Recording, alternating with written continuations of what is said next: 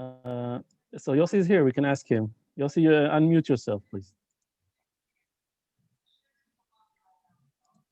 Hi, Eva. Hello. Welcome to the Holy Land. Thank over you. the cloud. We appreciate your participation very much, considering number one, your local time, and number two, the time we gave you to consider if you can do it. So for those who don't know yet, Eva, you will know her within half an hour. Eva's time now is 5 a.m. in the morning, I think. Yes. She lives in New York.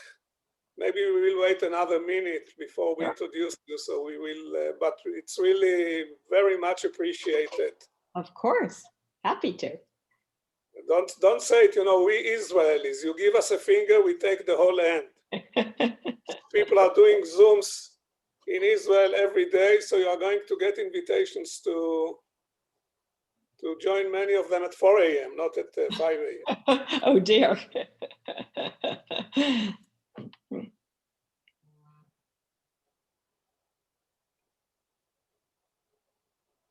And just a question, is there an opportunity for questions? Happy to do that. What you suggest is good. You will talk about 20 minutes. Maybe I will ask you a question or two, and sure. Then we will open the floor. And since you are the last talk, we can actually keep it going until the last participant stands. If you don't have to go to sleep at 5:30 a.m. No, I do not. Yaron, we have to close it at 12:30, or we can carry it further a little bit. We're supposed to be done by 12:30, but so we may end it. You know, Eva, this is the Middle East, so time here is always a proposition. You know, it's not deterministic. Okay, it's 12 o'clock, so I think we can start. So, ladies and gentlemen, I have really the pleasure, the honor, I don't know which word to use, to introduce to you Eva Moscovich, who is an icon in the education space in the United States. I don't know if the United States should be used as a reference, but whatever, she's in the United States, so we take it as granted. She was, and if I say something not right, please correct me. She was a public administrator in the public official in the education system of New York, and then after she recognized what should be done, she started, I think, at 2006. What was the year when? Yes, 2006. 2006, she started to build and develop chartered schools in New York. Apparently, she has done something right, and we will try to understand what was it. And now she's heading a network which is called the Success Academy of high schools or also elementary schools. 50 of them in New York, encompassing 20,000 students. Eva, I would like to ask you to describe very quickly. Most of the people here are familiar with the concept of the charter school, but only in a kind of a superficial way. So maybe 2 minutes about the charter school. And the second thing is, what are you doing? And the most important, what your mother told you when you told her you are going to become an educator and not a medical doctor. So the floor is yours. Well, thank you very much. And I won't say good morning. For me, it's good morning, but very nice to be here. And I hope all of you are surviving the awful pandemic and you and yours are safe and healthy. Yes, first, a public charter school, to give you a little bit of context. In New York, 21 years ago, we got the charter school law passed, and a public charter school is a publicly funded school that is independent of the bureaucracy on the one hand and the labor contracts on the other to start with. And it gives you the freedom to work backwards from teaching and learning. It is publicly funded, publicly regulated. We do, in most states in America, get less funding than the traditional public school. We must run a lottery. There's no selectivity of one's students. And you have something called a charter, which is why they're called charter schools, because you have a charter with the state where you promise to get certain results, and you can operate for a period of 5 years and then get a renewal. So all of our schools at Success Academy are charter schools. As was mentioned, I started Success Academy in 2006. We serve mostly poor students, although we do have schools that serve also a middle class constituency. It's the same curriculum, same school design. 93% of our kids are kids of color, and about 85% are under the poverty line. Of course, in New York, the poverty line, you could be right above the poverty line in New York and still be pretty poor. We are the highest performing district in the state of New York. We outperform affluent school districts in the state of New York. As Yossi mentioned, I kind of, I don't know exactly fell into this, but a little bit, in the sense that I was an academic. I have a PhD in American history. I'm very, very passionate about education and equity. Rather than, I published rather than perished, but I decided that I really wanted to focus on the K-12 educational equity problem. So I ran for office, and I served in the New York City Council. I was chairwoman of the Education Committee for about 7 years. And I tried with all my heart and soul to fix the New York City school system. I had hearings on art education, reading, writing, science. I got more and more narrow. One of my last hearings was on toilet paper. I wanted to understand why we had, at the time, a $15 billion operating budget, and yet there was no toilet paper in the New York City school system. If you're interested, I'm probably the most knowledgeable person in New York City on why there is no toilet paper. But it didn't do me much good in terms of ensuring that kids were very, very well educated. So I gave up my seat, and I decided, rather than spending my energy fixing a broken system, what if I could create educational nirvana? That was my goal for kids and families and educators by starting afresh. So I opened our first charter school in August 21st, 2006, with 165 kindergartners and first graders. And today we have, as Yossi mentioned, 20,000 kids and growing, K to 12. It's been super hard. People ask me, we're now in our 15th year, is it getting easier? And the answer is no, it's getting harder. First, there are different school types, elementary, middle, and high school.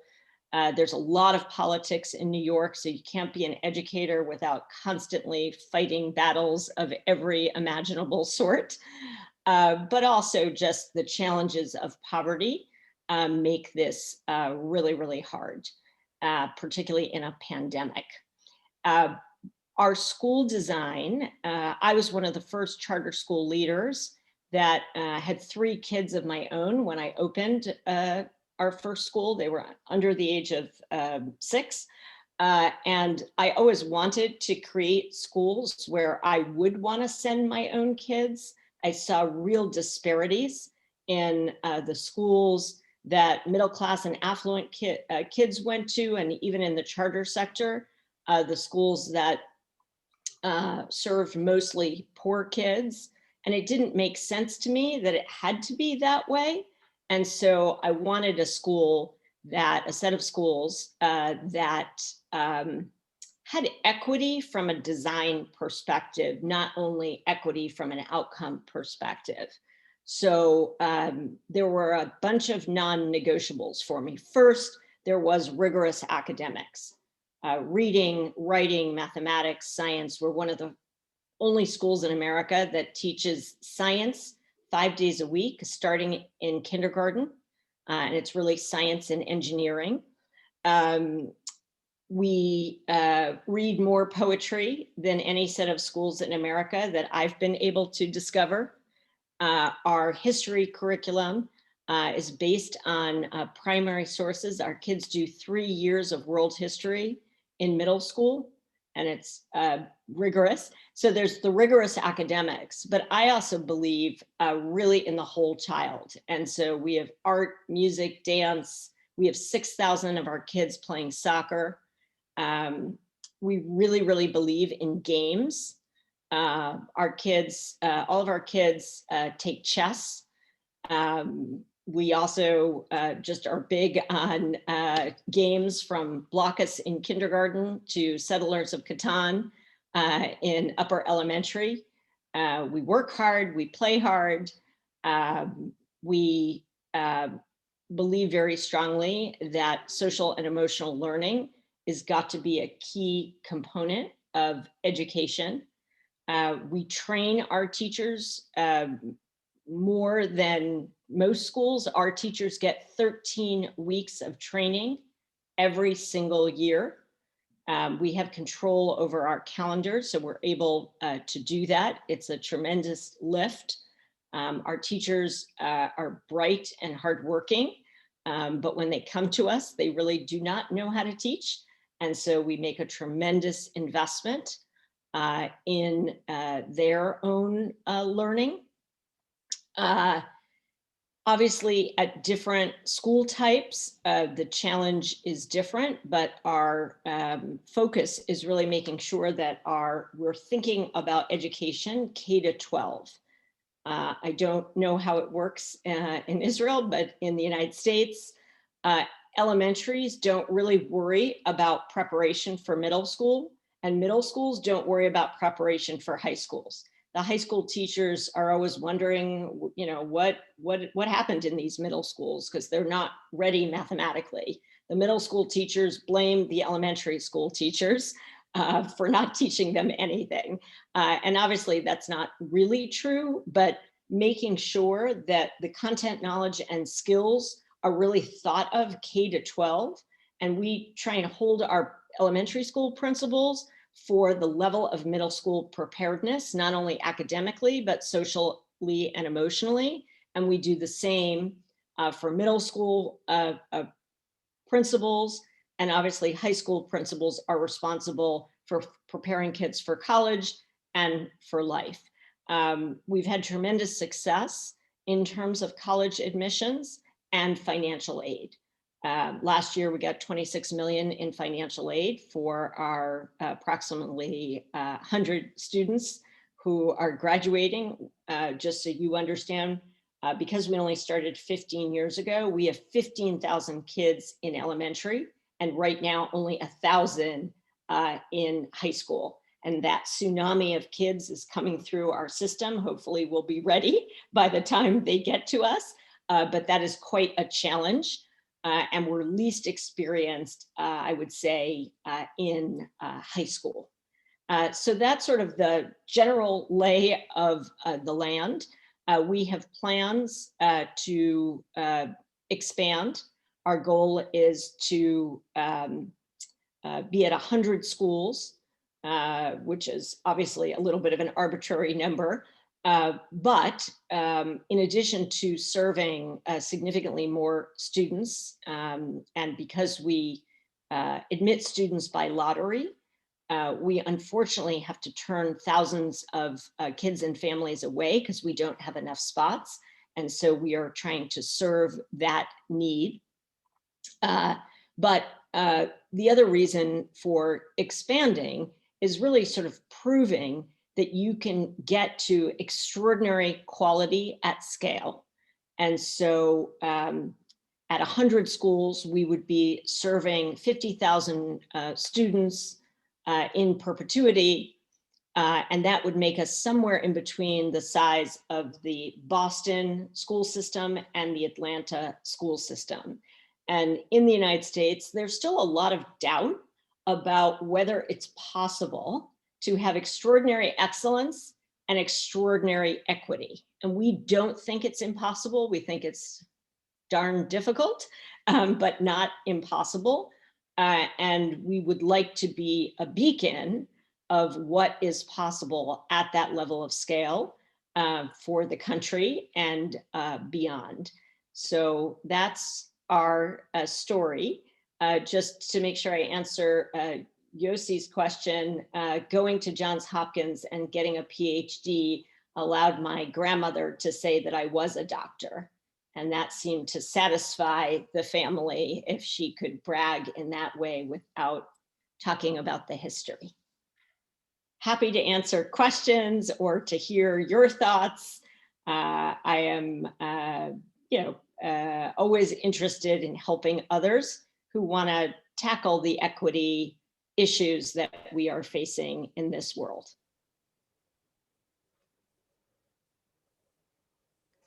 Hi. Sorry, Yossi, I think you're on mute. I can't hear you. I'm saying, let me start with question, and then I understand that Esther want to ask. So just 1 minute.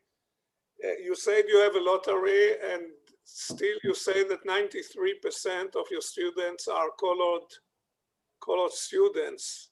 So the lottery is open to certain socioeconomical candidates, or how it works? No, it's just, it tends to be by neighborhood. So if you're opening in, in a poor neighborhood and you enter in elementary, so, if you've got a 5-year-old, you're not going to cross all 5 boroughs to go to a school. It's got to be reasonably convenient. And in which boroughs are you, in which areas within New York are you active? The poorest neighborhoods in New York, I'm in 4 out of 5 boroughs. I'm in the South Bronx, I'm in Bed-Stuy, Brooklyn, I'm in Southeast Queens. Where there's poverty, that's where you'll find me. Okay, Esther, please. Hi, Eva. Can you just introduce yourself, saying what are you doing, and then the question? I am teaching at the Hebrew University, and I was now 3 years in New York as the head of the WZO mission. And I was acquainted with the Hebrew charter schools.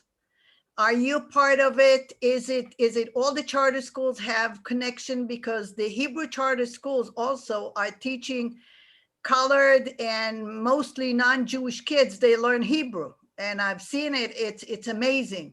So is it a one system of charter schools, or it's different?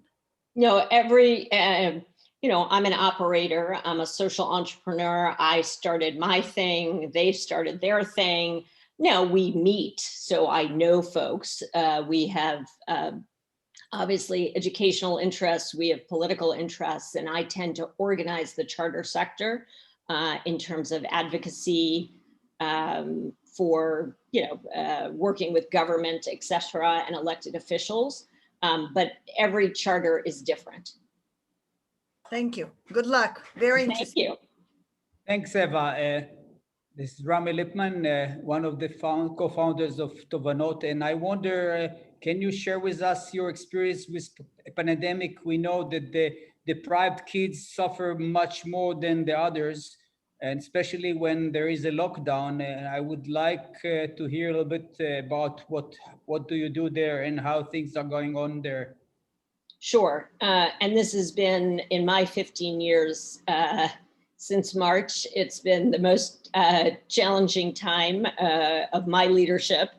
I made the call to close when the mayor of the city of New York and the governor were saying there is no way we're going to close the schools.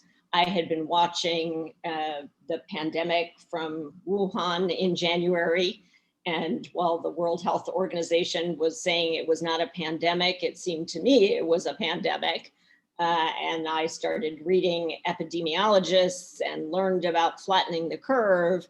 And so I made the call earlier than anyone else in the state of New York to say we are closing. I was very worried about the hospitals being overrun, and I had lived through Ebola in New York and swine flu, et cetera. We had very little time to do that and stand up remote learning. We call last March to June remote learning 1.0. And then I was planning on opening. My goal was to open. I believe very strongly that with precautions, and while it was very inconvenient because you had to social distance, et cetera, I believed we could open, but that was before the 100 pages of regulations that the city put out, and then the other conflicting 100 pages of regulations that the state put out. And my buildings were closed in August, and that's when I opened. So I made the call, which I was very sad about, because I had done all this preparation. I had done scenario planning so that I could open hybrid, but not knowing the regulations.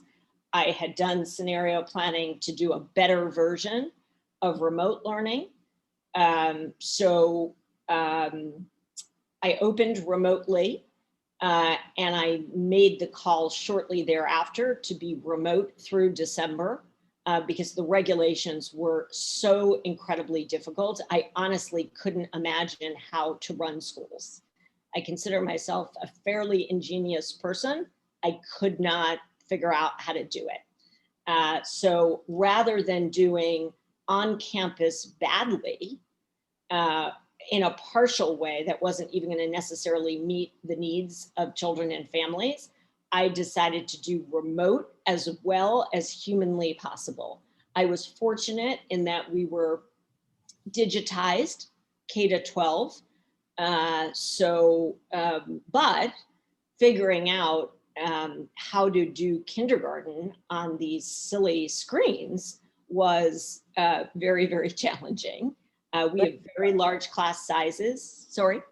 You say digitized, and can you elaborate on that? You say you were digitized, and I wonder what does it mean at your place?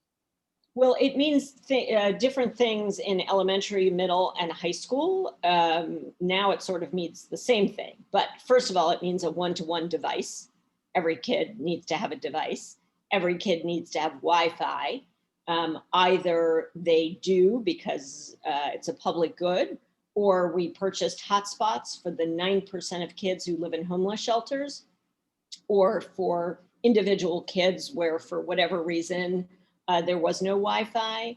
But it also means that the content and curriculum is designed for a remote setting. So one of the things I had to do as soon as I made the decision to close last March, I simultaneously had to revise my curriculum because it wasn't designed to be done in 2 dimensions. It was designed to be done in 3 dimensions. So imagine discovery-oriented science. Those are all experiments. We had to ship to the teachers new materials so that they could demo those experiments. Imagine art when kids don't have crayons, colored pencils, paint. We had to ship art kits to kids, and we had to find many, many programs that would work digitally.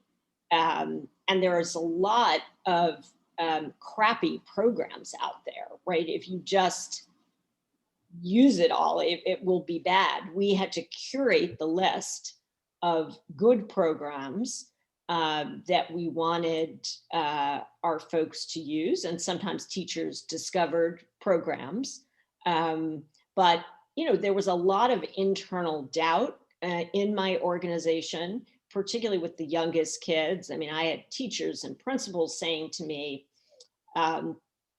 you cannot do kindergarten on Zoom. And Eva, that wasn't going to work. Yes. to what extent you have support of the civic society and volunteers? Dan is a supporter. You know, we don't, we have much more support from poor parents. The fault lines of politics in New York City and New York State are sort of odd because, you know, you've got the liberal elite in New York who sends their kids to private school, but doesn't necessarily believe in choice for poor people. And so it's all kind of funky, the politics, which makes it rather challenging. I don't know if that answers your question. Gives me a general idea. But Eva, the problem is with those deprived kids, I call them, that their parents can't help them when they work remotely. Usually. Yeah, and we are not, this is not homeschooling. We're not asking parents to homeschool their kids. We are taking on the responsibility. It is, and I'm, you know, it's hard to imagine, but we, you know, we teach art, music, dance, reading, writing, arithmetic, conceptual mathematics, history, even for 5-year-olds. We're doing it on the Zoom. Yeah. Other questions, please?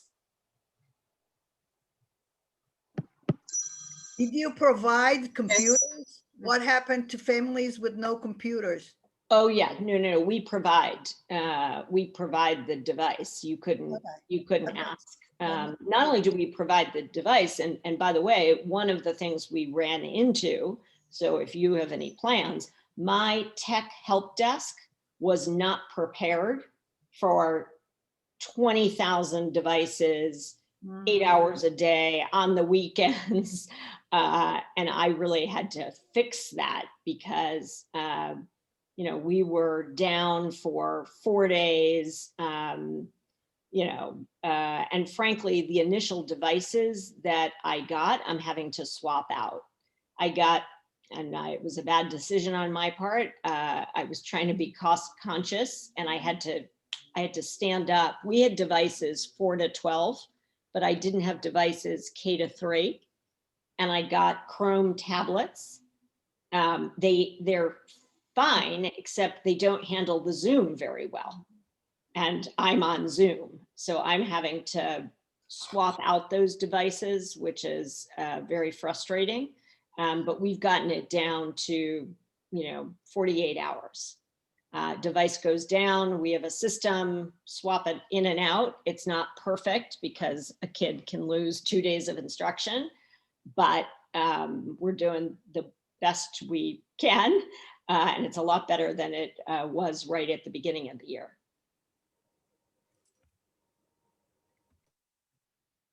Can I ask a question? Sure. Yes, hi. Can you please share with us? Can you just introduce yourself? Yes, hi, my name is Orly Katz. I'm the co-founder of Simply Me International. We conduct workshops, online workshops, which are accredited for teachers, and I am a teacher's teacher. And I have a question. Can you please share with us is how teachers in the charter schools are going through professional development and the difference between now and then, before the pandemic and during the pandemic? Did you see any difference? No, I mean, we're doing it on Zoom and it's, well, there aren't very many good things about a pandemic, but from a schooling point of view, intervisitations are so easy, meaning, you know, we are, I don't know if this was clear and I apologize if I didn't say this. I have a replicable model. Does that make sense to everyone? I have a standardized curriculum. I have standardized assessments. I'm training my teachers, my assistant principals, my principals, and my superintendents the same way. Of course, they have their individual styles and personalities, but this is a replicable model. I really wanted to have a high level of accountability. And so I can look at and we're super data driven. So I can look at the data. I can look at one school that has a lower attendance rate than another school, and I know why. I can look at phonemic awareness, and I can see a weakness in one school. And I know, because the poverty rates are the same, that there's something about the teacher, assistant principal, leadership, culture of the school. It's much easier to manage a replicable model than if everybody is doing their own thing and I don't know the cause of success or failure. So that is sort of the context. And it's much easier to train, of course, because you're training against the same thing. And just so you understand, if you walked into our physical schools, they would look the same. Literally, the classroom rug, the furniture in the principal's office, it is in a fairly detailed way a replicable model. So from the point of view of training, that makes it a little easier. What makes it hard is that we have a very child-centered, progressive, pedagogical model. It's much easier to train teachers on direct instruction than it is on inquiry-based, student-centered learning. But we believe that's better for children. And so our pedagogical model reflects that. But it's much harder to train them. But intervisitations are a part of our model. So we can sort of say, one principal can look at the data, can talk to his or her colleagues, and knows that these 20 second grade teachers are super strong. We can even put those 20 teachers slightly ahead in terms of the unit and the lesson. So if you are a stellar second grade teacher and I'm a rookie, my principal can actually arrange my schedule so I can watch you teach all of the components and then I go and teach. When we were on campus, I had to physically go to your building. Now we just Zoom in and out of classrooms. We also, by the way, because recording is so easy, I don't even have to arrange the schedule. You can push record, and Zoom also produces a transcript. And I really believe in transcripts, teachers studying transcripts, because it's in the transcript. It's what question you ask the kid. It's how carefully you listen to the kid. It's how good you are at facilitating the discussion among kids. That really, that's where the productive learning. So there are just a few things. I would never obviously wish schooling was done in this way, but we're trying to make lemonade out of lemons. And there are a few ways that it's actually easier to transmit best practices in this realm. Thank you. So you're doing also personalized professional development? Well, we do coaching. Our assistant principals, we have a very low ratio of teacher to assistant principal. And you should understand, our teachers, we joke, they didn't go to ed school. We joke a little bit, they've never met a child before they start. They don't know how to walk kids down the hall. They don't understand pedagogical models. They have the advantage that they are super motivated, smart,